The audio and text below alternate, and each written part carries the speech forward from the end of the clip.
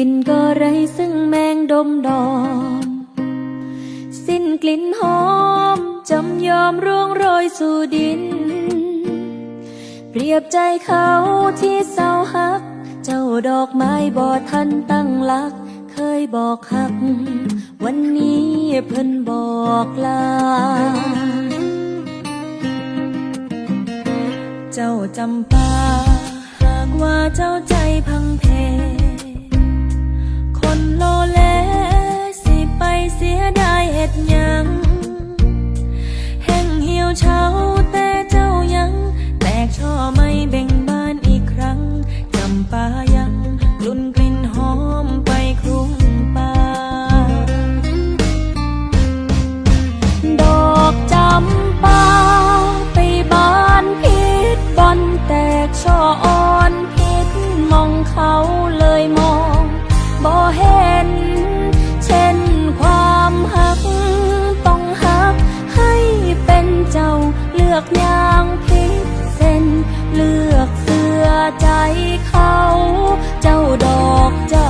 ำปาให้กลับมาหักเจ้าของ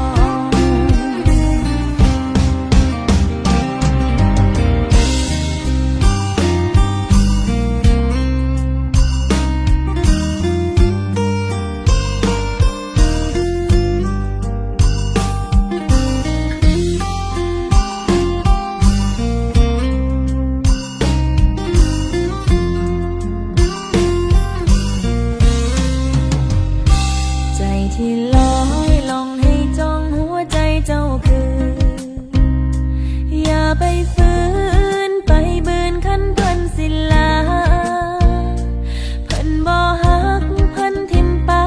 ดอกจำปายังเป็นจำปาเจ้าก็อย่าคิดหลายอย่าเศร้าเลยดอกจำปาไปบานพิษบอนแตกช่ออ่อนพิษมองเขาเลยมองบ่เห็นเช่นความหักต้องหักให้เป็นเจ้าเลือกอย่างพิษเส้นเลือกเสื้อใจเขาเจ้าดอกจำปาให้กลับมาหักเจ้าของ